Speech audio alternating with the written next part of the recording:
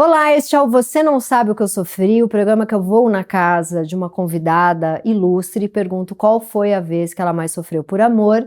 Eu estou com Ruth Manos, essa escritora. Finalmente, muitos mestrados, doutorados, advogada, stand-upper, essa pessoa incrível e maravilhosa. A gente está na casa da sua mãe, né? Por que estamos aqui? Explique. Por quê? Porque, aliás, né? Oi a todos, feliz de estar aqui. Finalmente, né? Tentando almoçar faz um ano. Mas... É só trabalho que faz a gente se unir, né, amiga? É assim. Muito difícil.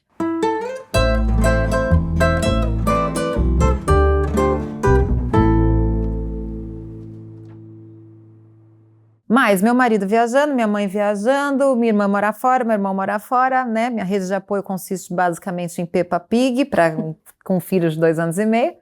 Aí eu vim pra casa da minha mãe porque aqui tem minha sobrinha. Tem minha sobrinha que tem 21 anos. E aí se tiver um piripaque sozinha com o neném... Exato. Aí é sempre bom ter uma universitária de 21 anos, que, né, se eu tiver um piripaque às 2 da manhã, ela ainda não chegou. E se chegar, em que condições chega também, não sabemos, mas é sempre melhor do que melhor ficar sozinha. Do que nada. Né? Sozinha no Brooklyn, isso. puxado. Exato, é isso. Bom, então, agora vamos à grande pergunta deste programa. Quando foi a vez que você mais sofreu por amor? Como foi? Como você saiu dessa? Conte para nós. Ô, Tati, eu acho que assim, essa pergunta, ela, né, como amor é muito amplo, sem querer filosofar demais... eu acho que é óbvio que quem já perdeu alguém que ama desesperadamente, tipo, eu perdi meu pai, a resposta é essa, né? Acho que assim, o que eu passei ali, o atropelo que eu passei ali, não sei se outra coisa me pega nessa curva. Mas, se a gente for falar de relacionamento, aí sim, eu acho que a gente pula pro meu divórcio, do meu primeiro casamento, né? Agora eu continuo casada, segundo casamento tá firme. Tá indo bem, mas o primeiro eu tive um divórcio aí que eu sofri muito mais do que eu imaginava que eu podia sofrer. Você ficou casada há quanto tempo com ele? A gente ficou juntos 7 anos, casado 3. E aí você teve que mudar para Portugal. Foi isso, né? Quando eu conheci... É português, certo? Meu ex-marido. Conta toda a historinha. Exato, vamos do começo. Então, meu ex-marido é português, né? Amigo do marido da minha irmã, que é português também. E aí a gente se conheceu, eu tinha 25 anos... uma cabeça diferente, outros sonhos, outra percepção da vida. E aí foi isso, decidi ir para lá, porque já queria fazer uma pós fora, em Direito da União Europeia, pensava em ir para a França, que eu já tinha morado um tempo na França. E aí falei, já conheci um português, vou para Portugal, faço a pós lá e vejo o que dá. E aí o que deu foi que a gente ficou junto, eu acabei ficando lá, e entrei no doutorado lá, fiquei, fui morar junto, casamos, etc e tal, até que descasamos, né? E ele tinha uma filha. E aí você se apegou muito a ela. Ele tem a Fran. A Fran hoje tá com 15.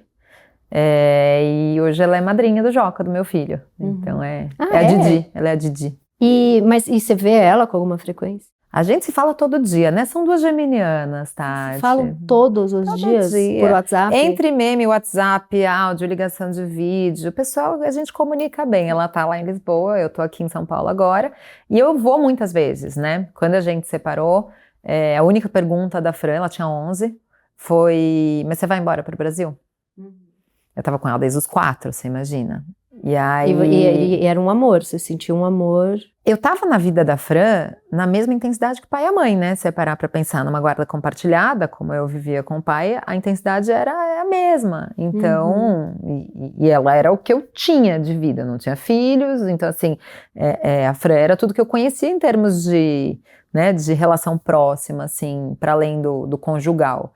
Então, eu falei pra ela, né? Eu falei, olha, eu já vinha muito pro Brasil a trabalho, umas 6, 7 vezes por ano eu vinha pro Brasil.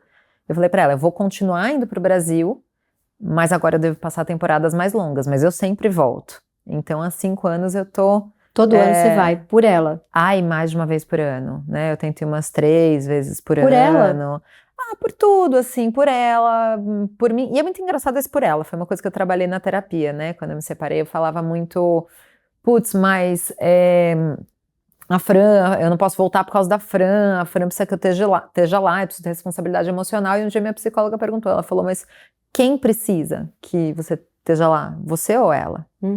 E eu fui entender que eu também precisava, né? Também era o meu vínculo com ela, não era só o dela comigo, não era só uma questão de responsabilidade, era uma questão de afeto mesmo, de saudade. Então eu vou e tenho editora lá, tenho os trabalhos lá, tenho mais família lá, mas fundamentalmente por ela. E agora a sua irmã, que tá lá, né? Tá, mas você não escapará da historinha da dor. Vai Bora. lá. Aí, o que rolou? Você pode contar? O que assim? rolou pra separar? Rolou que a gente se dava muito mal, cara. Desde sempre? Você sabe que hoje, eu tenho 37, né? E eu acho que hoje, se eu puder, né? Temos jovens assistindo esse podcast, pessoas jovens, pessoas com sonhos, né? Às vezes não são tão jovens, mas ainda têm muitos sonhos. O que eu percebo? O relacionamento que já começa sem ser um quiabo deslizando, tem que ter uma bandeira vermelha, uma red flag, né? Então assim, eu e o Felipe, a gente gostava muito um do outro, muito, mas nunca foi fácil.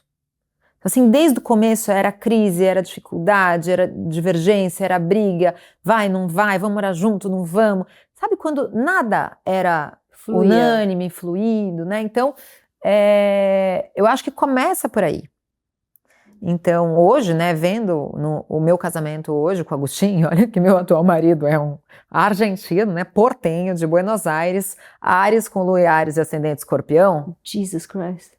Né, eu sou casada com né, um demoninho. Eu sou casada com essa pessoa e a gente não briga. E tudo funciona, e tudo é fácil, desde que a gente se conheceu, sabe assim, vamos, tá certo, tá certo. Aí você começa a perceber que existe outra forma. E que você pode se apaixonar por alguém que você se dê muito bem, como foi meu caso no segundo casamento, ou você pode se apaixonar por alguém que você se dê muito mal, como foi meu primeiro casamento. E não é porque tá assim, nesse segundo casamento, tudo mais fácil tal, que é menos paixão. Não, eu acho até que, né, tem uma alegria e uma leveza da paixão que vem de ser fácil. Né? É muito mais fácil você estar feliz e querer fazer planos, viajar, loucuras, madrugadas e tal, quando você tá bem com a pessoa, claro. Quando você tá com raiva da pessoa, você tá brigando. Até porque com um filho pequeno, se tivesse ruim, era problema demais já, porque você já tá exausta. É isso. E vocês brigavam pelo quê? O que era? Eu e Felipe, assim, a gente se divertia muito, era muito legal, mas a gente conseguia brigar por causa da posição da cadeira, a gente conseguia brigar por causa do plano das férias, a gente conseguia brigar pelo, sei lá, uma coisa que comprava pro jantar. Então, assim, hoje, olhando de fora, e né, na época eu tava mais perto dos 20, agora eu tô mais perto dos 40, eu vejo de um jeito muito diferente. Então, é claro que um relacionamento que já é assim, com o tempo, vai desgastando, vai cansando. Tem uma frase que eu acho até que é de um livro acho que é da Carla Madeira, depois eu confirmo, mas que ela fala, né, que é uma certa arrogância a gente achar que o amor suporta tudo. Não suporta, a convivência é subestimada, né? Então, começou a ficar mais difícil, aí veio pandemia, né? É um assunto que ninguém aguenta mais falar. Mas ela veio, né? Mas ela veio, e aí se você está em cárcere privado, mesmo com quem a gente estava bem, né? Você vem em cárcere privado com a pessoa, e eu estava na Europa, no lockdown, que era um lockdown outro patamar, que a polícia estava na esquina para te mandar voltar para casa se você fosse até a padaria e não voltasse direto, foi muito puxado. Então aí o negócio desandou bem. E aí você que quis separar? Não, foi ele.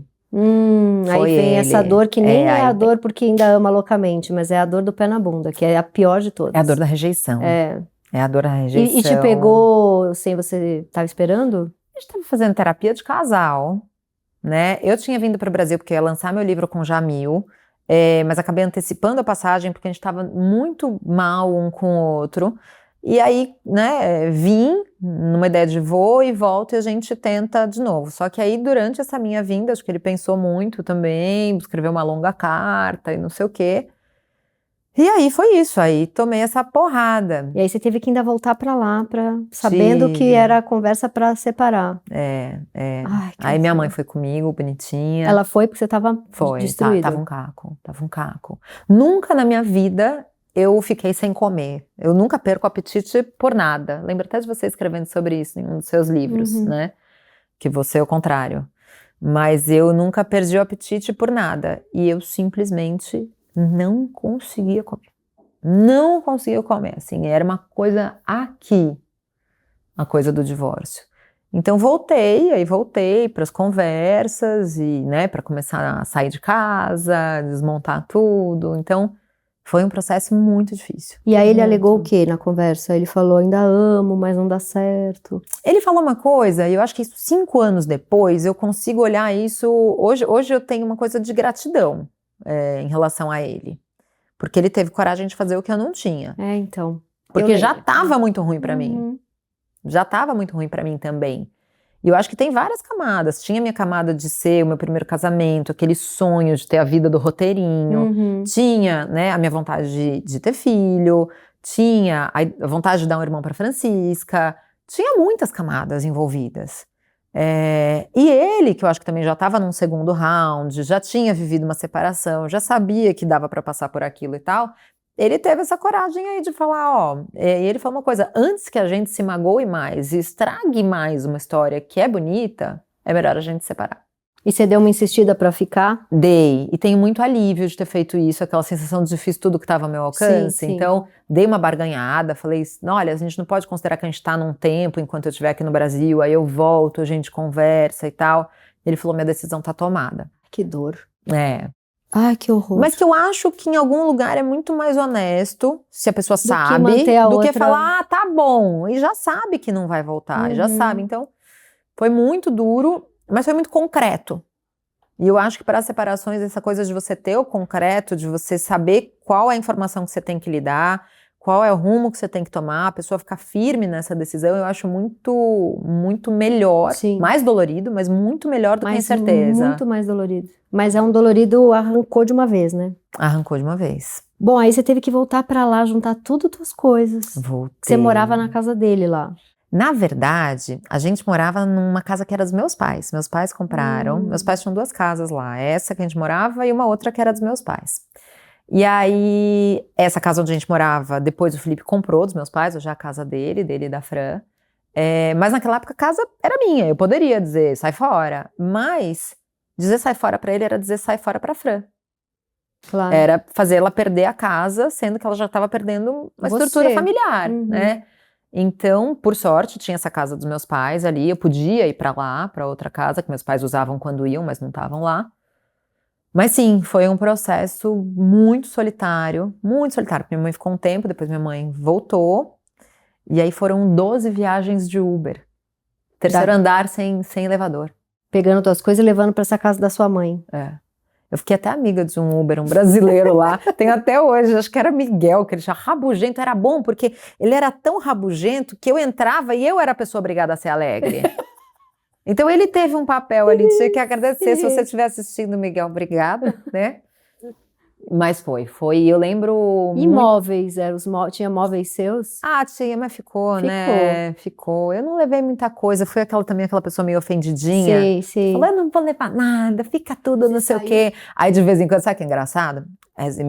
Tanto meu ex-marido quanto meu atual marido gostam muito de cozinhar, cozinham muito bem, né? É uma questão de sobrevivência para mim, que cozinho divinamente mal. Eu também. E aí, de vez em quando eu lembro de algum utensílio. E eu falo para Agostinho, eu falo assim, nossa, eu tinha um não sei o que lá. Aí ele olha para mim e fala, você deixou, né?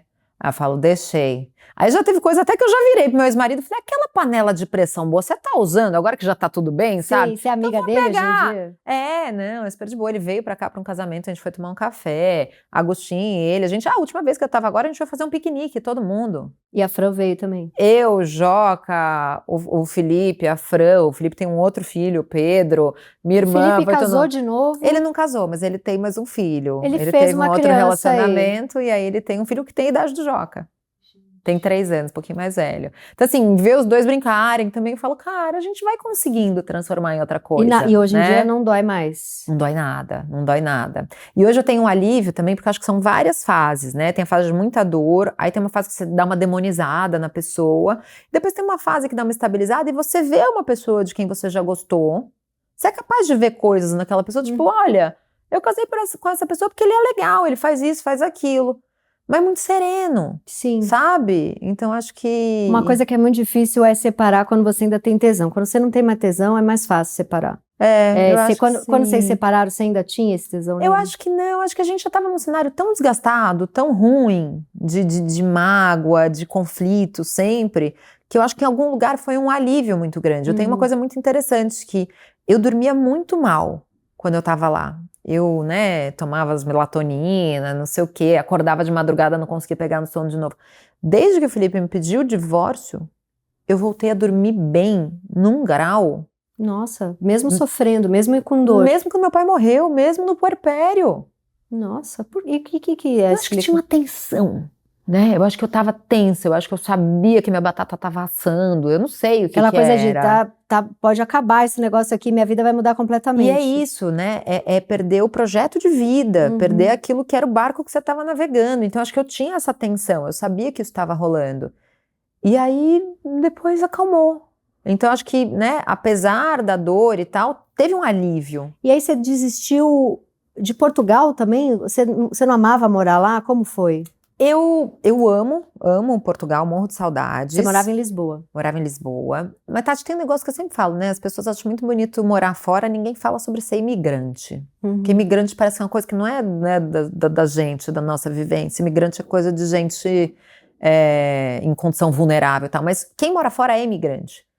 E eu não gostava de ser imigrante, porque você é tratado como imigrante, né? Por mais que eu tenha muitas coisas boas em Portugal, tenha relacionamentos muito bons, tive trabalho, tenho minha editora, tem várias coisas boas. Por outro lado, tem um lance, né, dos brasileiros em Portugal, um desgaste, um cansaço. Então, assim, eu tava um pouco a fim de não viver isso.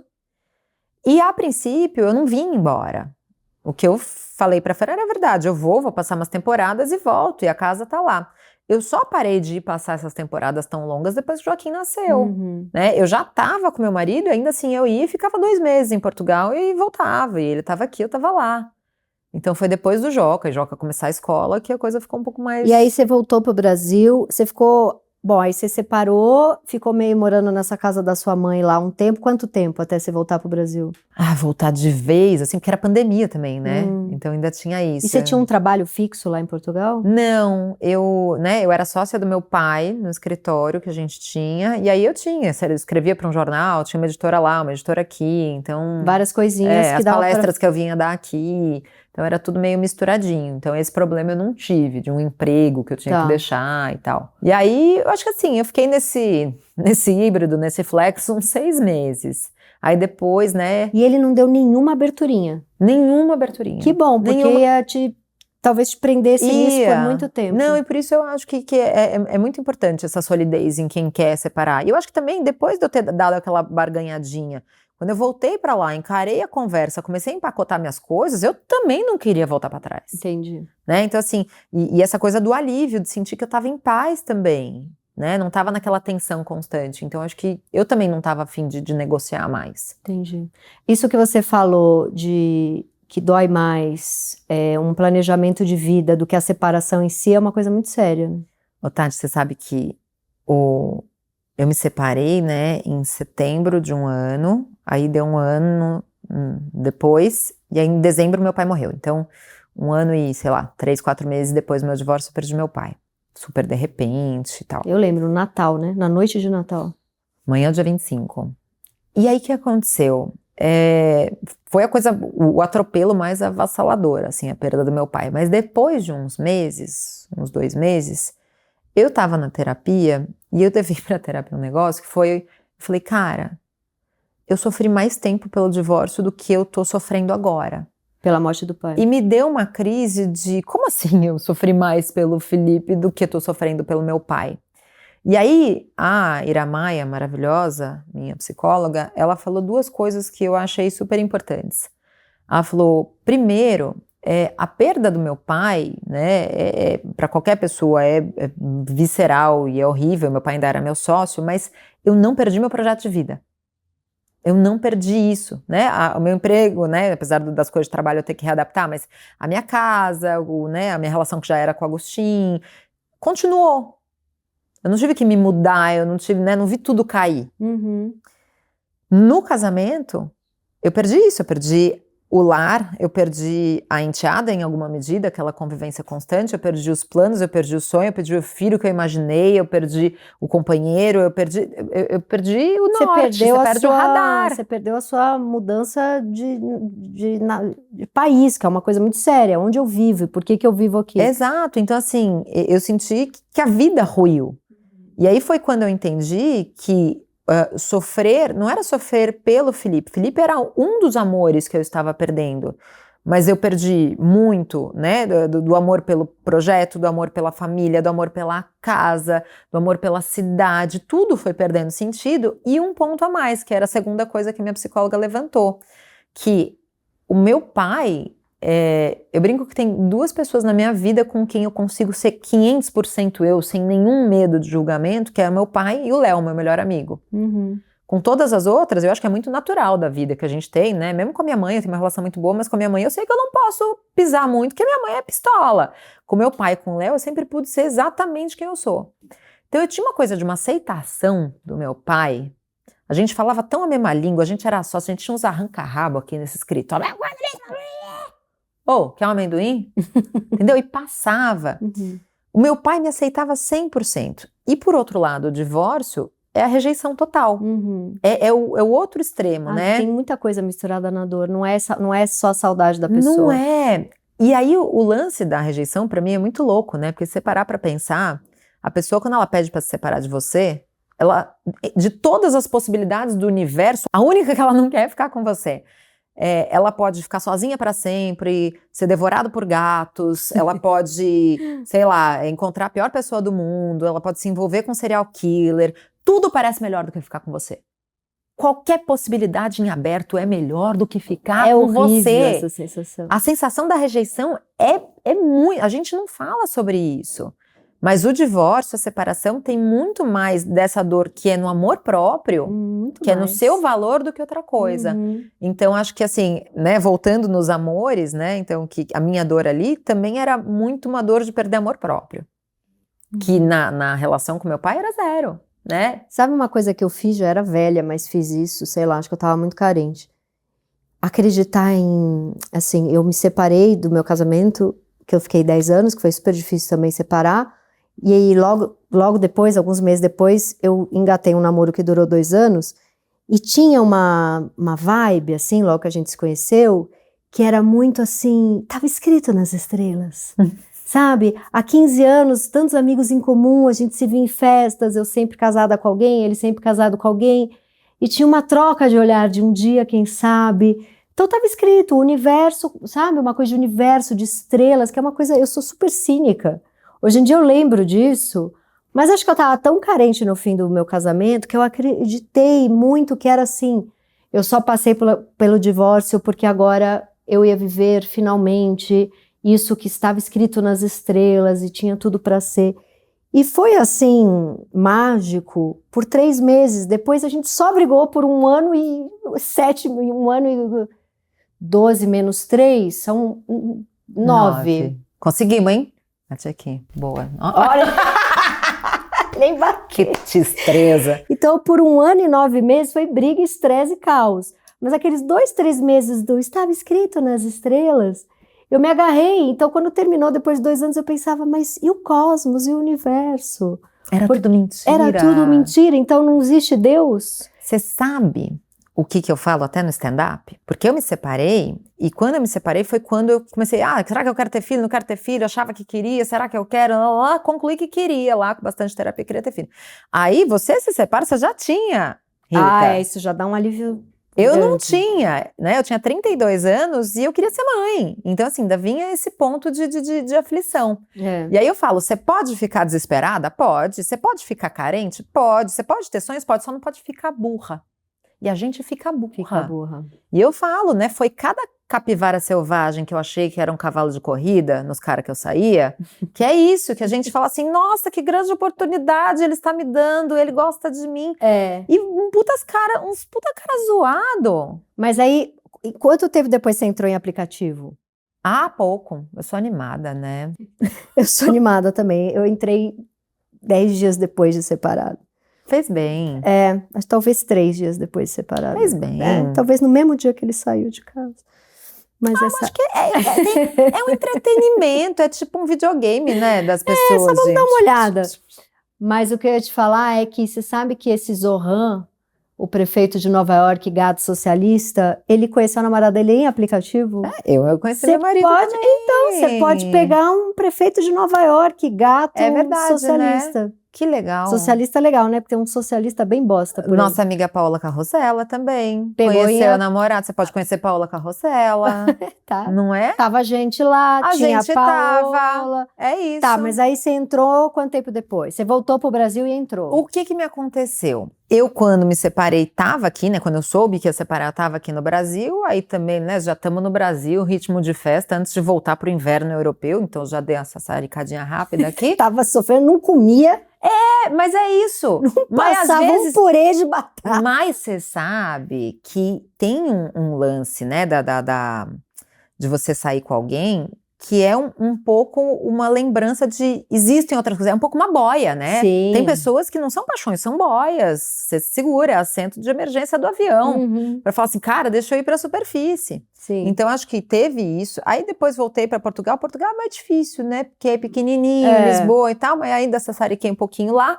E aí, quando voltei pro Natal e não sei o quê. Aí, foi janeiro que eu baixei o aplicativo. Aí, foi legal. Mas aí quem é os trolha? Que você conheceu uns trolha? Eu conheci, eles eram legais. Mas não era para longo prazo, né? Tem coisas e coisas que a gente passa. Mas teve algum horrível, assim? Eu acho que tem várias coisas. Teve um cara que me aconteceu um negócio que foi muito... Hoje eu falo rindo, mas foi muito duro, porque você deve ter passado por isso, que é quando a gente é uma mulher, né, autônoma, dona da própria vida, dona do próprio dinheiro, subcelebridade, né? Eu vou te chamar de subcelebridade junto comigo, porque, né, acho que a gente fica mais à vontade Sim. do que falar figura pública. Sim. Dá um medinho dos caras não bancarem, né? Uhum. E a verdade é que a maioria não banca mesmo, né? Se é aquelas coisas. Teve um que ficou trocando mensagem comigo só pra mostrar pros amigos. Exato. Eu no aplicativo, eu coloquei um codinome, menina. Eu era um cabelo todo jogado pra frente e um óculos em cima, não tinha minha cara. E era a Tati. Aí eu começava a conversar se eu via que valia a pena. E minha amiga falou, você não vai pegar ninguém, porque não dá pra ver sua cara. Eu falei, você não confia na lábia. Aí, depois, se eu via que a pessoa era legal, eu começava a conversar, eu falava quem eu era. Aí você fazia um chá revelação. Fazia um chá revelação. Aí alguns falavam, não, você tá aqui só pra escrever uma crônica falando mal de mim e sumia. Muitos não sabiam quem eu era, porque soube celebridade, né? Não é que a gente é nem angélica. todo mundo é leitor, né? Exato. E teve um que entrou no maior papo comigo, animadíssimo, assim, só que a gente nunca saía, nada.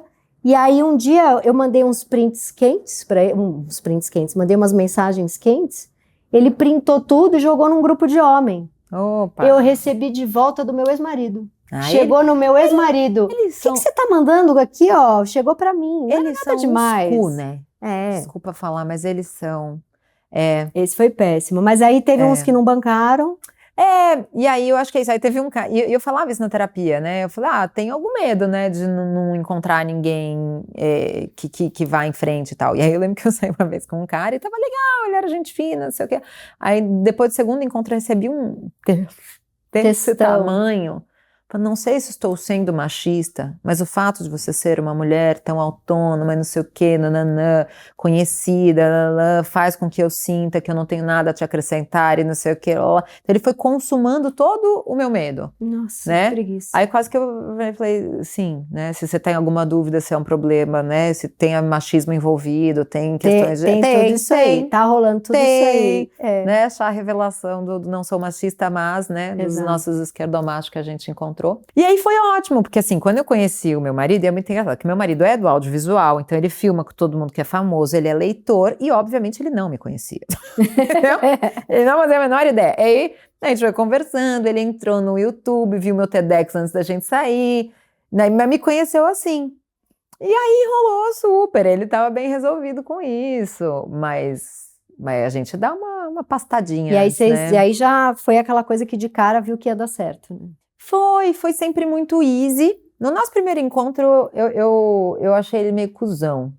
Porque Porque ele ficou perguntando do meu doutorado, eu me senti meio numa prévia da banca. Mas hoje eu percebo que ele estava genuinamente interessado. Entendi, você achou que era Mas uma ele ficou entrevista. muito perguntando da minha... E que não é um tema, né, muito fácil, era a reinternacionalização do direito do trabalho através da política de comércio externo. Nem sei o que é tudo Não é isso. um papo de date. Uhum. Mas como ele se interessa por economia também e tal, aí ele ficou perguntando muito. Aí eu virei e falei, será que esse homem tá me testando pra ver se, na verdade, eu não sou uma farsa? Mas depois eu descobri que não, era só uma curiosidade Ele genuína. queria mostrar que ele se Interesse, interessava né? pela sua É isso. trajetória. Né? Exato, então foi E legal. quando você saiu com o seu marido pela primeira vez, o primeiro date, você já tinha esquecido esse? Ah, já. Esquecer é uma palavra forte, mas, né, eu tenho, tá até ali atrás da câmera, o livro que eu escrevi, que, aliás, esse livro tem uma coisa interessante. Quando eu separei, o Zac Magiese, ele falou assim, ó, eu sei que não vai te dar vontade de escrever, mas escreve quando você tá sofrendo. E eu comecei a escrever, né, meio texto solto, poesia, não sei o que eu usava para terapia. Uhum. E aí, depois, eu nem imaginava que isso ia virar livro, acabou virando, mas teve um lance interessante. Tem uma poesia na qual eu falo isso, assim, que por um instante, teve uma vez que eu estava num táxi, precisava mandar uma mensagem para o Felipe, e foi a primeira vez que eu tive que pensar para procurar o nome dele. Não é que eu esqueci como ele chamava, não é que eu esqueci o nome dele, mas que era assim, Felipe. E aí foi assim, e foi a primeira vez que eu falei, nossa. E aí foi a sensação que eu tive, que a pessoa já não tá dentro, a pessoa tá fora. Nossa, eu tive isso. Eu quando fazia aquele rolagem de WhatsApp, para ver se eu perdi algum WhatsApp, porque a semana é correria, e aí no sábado às vezes eu falo, puta, será que alguém eu não respondi? E aí eu fui passando, e assim, durante um ano da minha vida, eu ia passando, eu vi o nome do meu ex, dá aquela gelada do cu até o cérebro, sabe, um negócio de dor, assim. E eu passei pelo nome dele e não senti nada. É incrível. Gente, passou. E o passar não tem nada a ver com força que a gente faz pra passar. Um dia passa. E não tem nada a ver com do tipo, nossa, amanhã se morrer pra mim tudo bem. Não é isso. Não é isso, é tipo... Você pode continuar respeitando a pessoa, mas a sensação que dá é que a pessoa não tá mais do lado de dentro e tá do lado de fora. Que é o lugar da pessoa, que não é mais seu marido.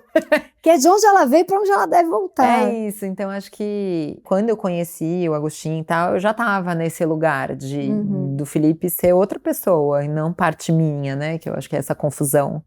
E quando o seu pai morreu, você ainda estava sofrendo seu divórcio? Foi junto? Você fez os dois lutos? Eu já tava com o Agostinho, né? O Agostinho, a gente... Nossa, que bom que você passou por isso já com o Agostinho. Já, mesmo. Eu e seu pai conheceu, meu pai ter conhecido ele. Gostava dele. Isso eu acho que isso foi muito importante, né? Então eu conheci o Agostinho em janeiro, a gente começou a namorar em março, abril, meus pais conheceram ele, e aí meu pai morre em dezembro. Então, sim, tá com ele, e tem um norte, né? E foi importante pra você já estar numa relação assim estruturada e boa pra passar pelo que você passou com a morte do seu pai. Nossa, foi essencial, né? Porque eu acho que volta naquela história de que você não perde o projeto de vida. Eu acho que se eu estivesse sozinha, solteira, podia até estar feliz e bem resolvida, mas saber que eu tinha uma pessoa, um plano, um projeto, né? Uma família pra frente. Uma família, né? Que o Agostinho também tem filho, então eu já tinha o Caetano, né? Profissão madrasta. Eu falo, não sei se eu nasci pra ser mãe, mas nasci pra ser madrasta, eu sou boa nisso. Então já tinha o Caetano. Então assim, tinha uma perspectiva de lar, sabe? Então foi um pouco depois da morte do meu pai que a gente decidiu morar junto. Que isso era o que eu mais sofria no final do meu casamento, que eu chorava e pensava assim... Bora, que meus pais morrerem, encerrou. Porque é uma família que tá acabando, né? Meu pai já tem 84, minha mãe 79. Tão bem de saúde, já matei os velhos, mas enfim, tá mais perto do fim do que eu, que sou mais nova. E a minha família com este marido acabou. Então eu tinha uma sensação muito ruim de... Isso assim... Independente, progressista, não preciso de homem, mesmo assim essa sensação veio, porque é mentira, a gente precisa saber o que é a nossa família. Mas era isso, eu já tinha minha filha, mas e o que é aqui essa estrutura, sabe? Isso eu pensava muito. Eu sofri a morte dos meus pais vivos quando eu me separei, foi uma coisa muito louca. Mas eu não estava sofrendo a dor do divórcio quando meu pai morreu, mas eu estava de luto quando eu fiquei grávida. Pelo seu pai. De luto pelo seu pai. Meu pai morre em dezembro, eu fiquei grávida em junho. Então... Mas acho que esse luto do seu pai você tá até hoje, né? Não termina. Mas o que aconteceu, né?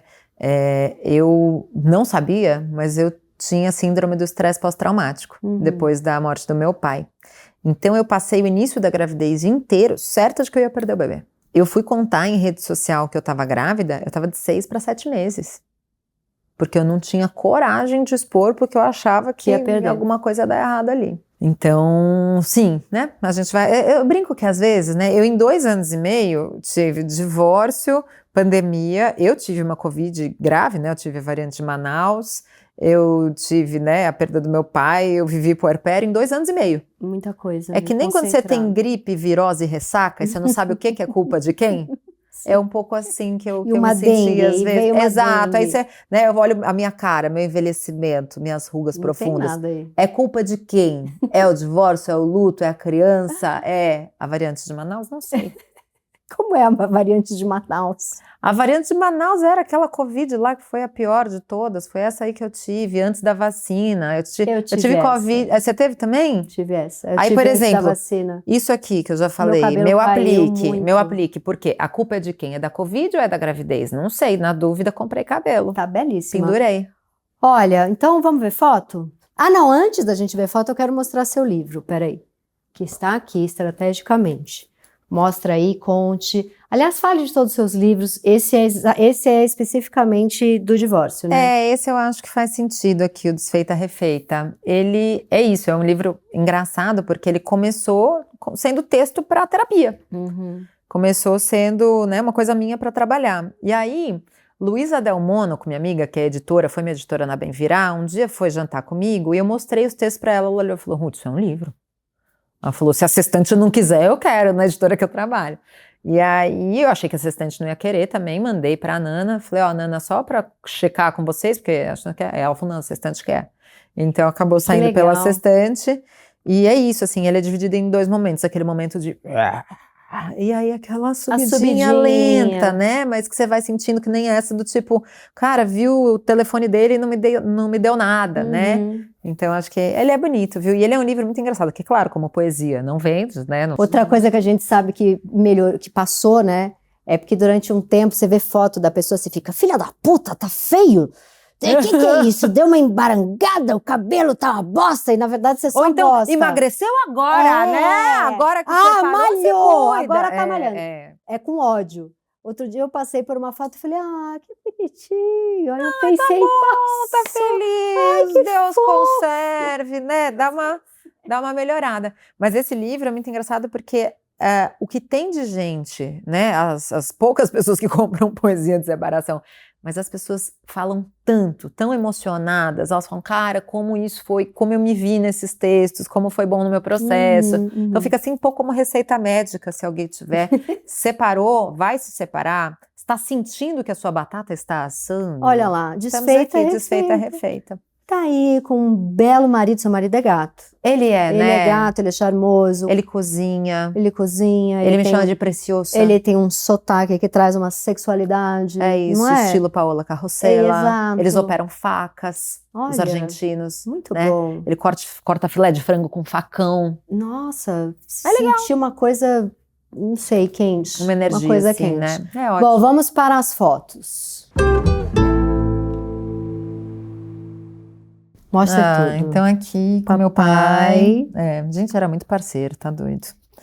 Muito amor, né? E ele tinha uma cara muito boa, assim, de pessoa mais legal do mundo. Gente fina, assim, aquela pessoa, sabe que o porteiro chorou? Sim, sim. Ele era lindo. Gente finíssima. Aqui, Francisca, madrinha do Joca. Joca Nenenzinho. Joca, ela veio pra gente batizar. O Joca tem padrinho e madrinha Francisco e Francisca. Ai, que lindo. Então aí que lindo os dois juntos. Esse é o Albin do Joca, esse é meu sogro, a mulher do meu sogro. Muito lindos. Aí aqui temos uma de Francisca pequena, que fica no escritório da minha mãe, no setor de netos. Fofo. Sua mãe também foi apegada a ela. Super, né? Ela tá lá agora, tava vendo a Fran, tava a Fran e a mãe indo pra casa da minha mãe visitar minha mãe. Eu acho muito legal quando a gente consegue manter, as crianças merecem isso.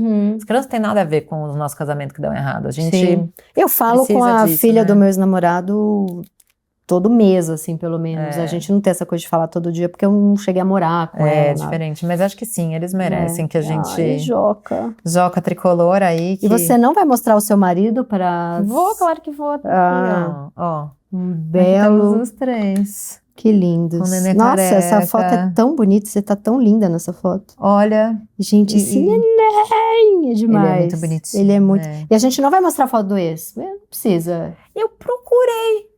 Mas eu te mando, depois vocês colocam na edição. Aliás, tem que perguntar pra ele, né? Fica bem. Mas ele é bonitão também, ele vai gostar de Ele vai aparecer. gostar de eu acho. aparecer? Ele é meio low profile, eu não tenho certeza. Tá. Posso perguntar pra ele, você quer aparecer? Né? Porque a gente não falou muito mal. Não, porque eu tô bem com ele. No começo do livro, do Feita Refeita... É quando você fala o tamanho do pau dele no começo do livro, né? Não, mentira, não tem isso. Eu, pelo contrário, eu conto que eu tava correndo lá em Portugal e eu me escangalhei no chão, mas me escangalhei bonito. Fiquei 1 ano tratando o joelho. E aí, juro, é ruim, né, depois dos 30.